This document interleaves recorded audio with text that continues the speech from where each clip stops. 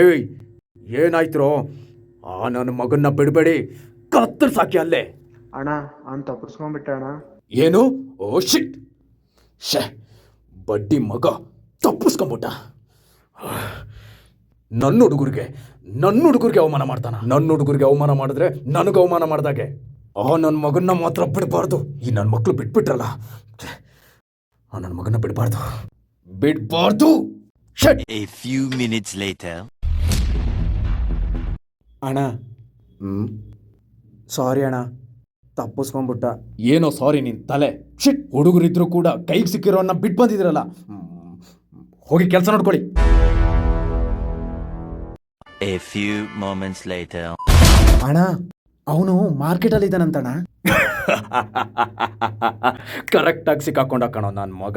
ಏಯ್, ಆ ನನ್ನ ಮಗನಿಗೆ ನಾನು ಯಾರು ಅಂತ ತಿಳಿಸಿ, ಭಯ ಅಂದ್ರೆ ಏನು ಅಂತ ಆ ನನ್ನ ಮಗನಿಗೆ ನೀವು ತೋರಿಸಿ. ಹೋಗಿ. ಸರಿ ಅಣ್ಣ. 2 hours later. ಏನ್ರೋ?